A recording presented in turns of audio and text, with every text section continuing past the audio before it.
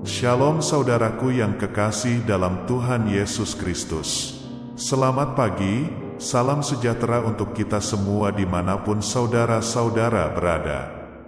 Damai dan sukacita oleh Roh Kudus melimpah dalam hati dan kehidupan saudara semua. Sebelum kita mendengarkan renungan firman Tuhan, mari sama-sama kita berdoa. Bapa kami yang di sorga, Bapa yang senantiasa baik, setia dan penuh kasih. Bapa yang kami muliakan di dalam nama Tuhan Yesus Kristus. Kami mengucap syukur Tuhan, oleh karena perlindungan-Mu di sepanjang malam, hingga pagi hari ini kami boleh bangun dengan tubuh yang sehat, kuat, dan diberkati Tuhan. Semua karena kemurahan Tuhan. Pada pagi hari ini kami mau mendengarkan firman-Mu, berbicaralah ya Tuhan, jamah hati kami. Berikan kami pengertian untuk dapat memahami firman-Mu, dan dapat kami lakukan di sepanjang kehidupan kami. Terima kasih Tuhan, dalam nama Tuhan Yesus kami berdoa. Amin. Renungan kita pada pagi hari ini terambil dalam kitab Yohanes pasal 8 ayat 32, yang berbunyi demikian. Dan kamu akan mengetahui kebenaran, dan kebenaran itu akan memerdekakan kamu. Saudaraku, pernahkah kamu membeli suatu benda atau alat-alat elektronik? Jika iya, pasti kamu akan menemukan buku panduan dari alat elektronik yang kamu beli. Di dalam buku panduan akan terdapat cara pemakaian, cara merawat, dan juga warning atau peringatan. Pencipta alat dan barang inilah yang paling mengerti bagaimana produk mereka dapat berfungsi dengan baik. Dan mereka juga berkepentingan untuk memberikan peringatan-peringatan kepada pemakai agar produk bisa berfungsi dengan baik dan tidak mengalami kerusakan.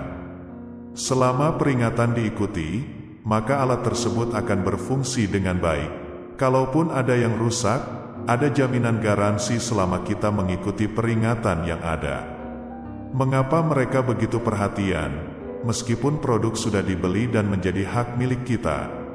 Karena nama perusahaan mereka dipertaruhkan atas keberhasilan produk tersebut. Kepuasan pembeli dan tingkat penjualan akan naik, begitu juga dengan nama baik perusahaan.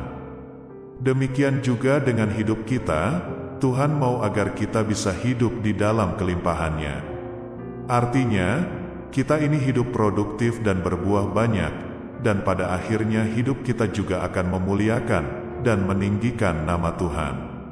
Untuk itulah, Tuhan memberikan buku panduan berupa Alkitab dalam hidup kita. Ada begitu banyak peringatan, informasi, nasihat dan petunjuk, bagaimana kita menjalani kehidupan sesuai dengan kehendak Tuhan. Kekuatan yang mampu mengubahkan kehidupan orang lain, itu tidak berasal dari kekuatan kita, melainkan dari kebenaran firman Tuhan, yang mampu mengubahkan dan memerdekakan kehidupan orang lain, maupun kehidupan kita. Dalam kitab Yohanes pasal 8, ayat 31 bagian B sampai ayat 32, berkata demikian. Jikalau kamu tetap dalam firman-Ku, kamu benar-benar adalah murid-Ku, dan kamu akan mengetahui kebenaran, dan kebenaran itu akan memerdekakan kamu. Firman Tuhanlah yang sanggup mengubahkan kehidupan seseorang. Mereka yang datang dengan beban berat, dengan hati yang hancur, bimbang, masalah yang bertubi-tubi, mereka bukan butuh motivasi atau kata-kata manis dari kita, yang akan sedikit menenangkannya meski hanya sementara, namun nyatanya yang mereka butuhkan adalah firman Tuhan. Hanya di dalam Kristus Yesus ada jalan keluar, dan ketenangan yang kita butuhkan. Firman Tuhan adalah firman yang hidup dan membebaskan. Kita diundang untuk menghidupi sukacita Injil itu dalam diri kita masing-masing, dengan suatu sikap konkret. Kita tentu tidak dipanggil untuk menjadi bagian dari ahli-ahli Taurat, yang selalu mencari kelemahan orang lain, kaku dengan aturan, yang membuat sesama yang ada di sekitar kita menderita dan tidak berdaya. Sebagai guru, pemimpin perusahaan, pemimpin agama, atau yang memegang jabatan tertentu, kita semua dipanggil untuk menawarkan sukacita Injil kepada sesama dan karyawan kita. Kita diundang untuk tidak menerapkan aturan tegas dan kaku, yang membuat orang lain tidak bebas dan menderita. Yesus dengan ajarannya, menawarkan Injil yang membebaskan.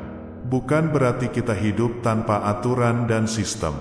Tetapi lebih dari itu, Yesus mengingatkan kita, agar sistem dan aturan yang kita buat itu, betul-betul kita hidupi.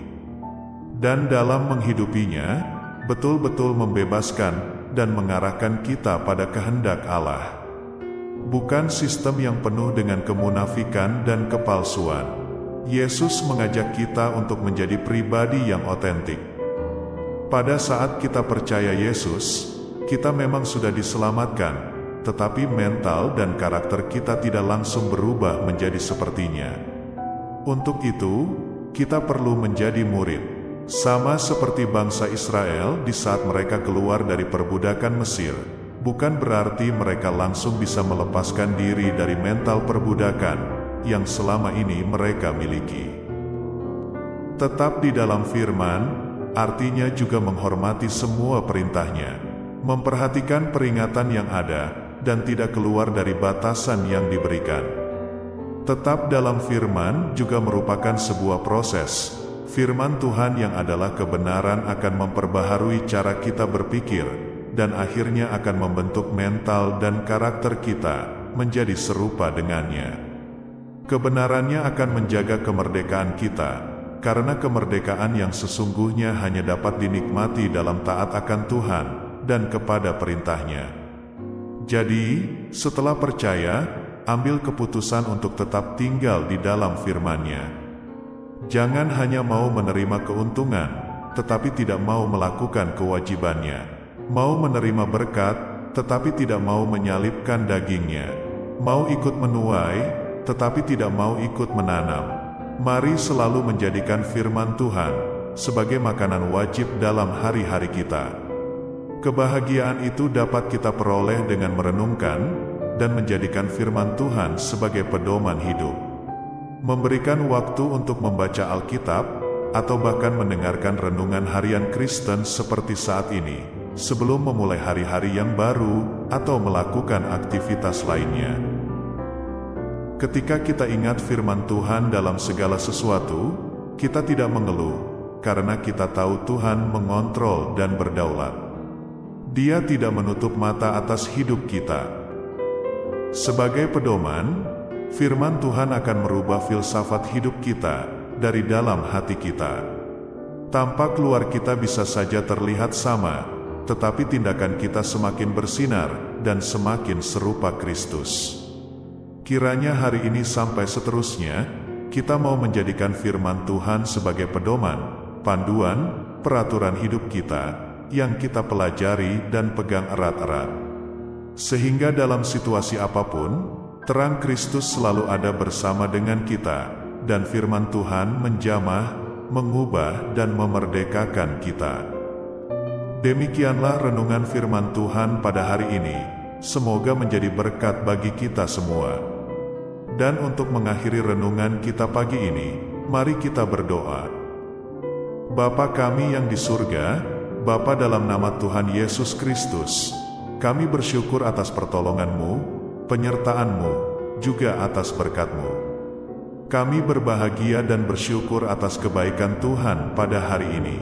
Tak berkesudahan kasih setia Tuhan, tak habis-habisnya rahmat-Mu, selalu baru tiap pagi, besar kesetiaan-Mu Tuhan dalam hidup kami. Terima kasih buat firman-Mu pada hari ini ya Tuhan. Kami mau selalu belajar dan terus belajar tentang firman-Mu. Firman-Mu yang menguatkan dan meneguhkan iman kami. Firman-Mu yang mengubahkan hidup kami. Kami mau melakukan firman-Mu ya Tuhan di sepanjang hidup kami, agar kami tetap kuat berjalan bersama dengan Engkau. Terima kasih ya Tuhan, buat kesempatan hidup yang masih Engkau berikan, kami mau pakai untuk hormat dan kemuliaan nama-Mu. Kiranya Engkau terus memberkati kehidupan kami, keluarga kami, sanak saudara kami, daerah tempat tinggal kami, bangsa dan negara kami, pemerintah-pemerintah kami, biarlah semuanya dalam perlindungan-Mu ya Tuhan, dan jadilah sesuai kehendak-Mu yang terbaik dalam kehidupan kami. Dan pada pagi hari ini ya Tuhan, kami berterima kasih buat perlindungan-Mu di sepanjang malam yang telah kami lewati. Pagi hari ini kami akan beraktivitas sebagaimana mestinya. Kami yakin dan percaya, perlindungan-Mu tetap ada dalam kehidupan kami, di sepanjang hari yang akan kami lewati ini. Terima kasih ya Tuhan, inilah yang menjadi doa kami. Dalam nama Yesus kami berdoa. Amin.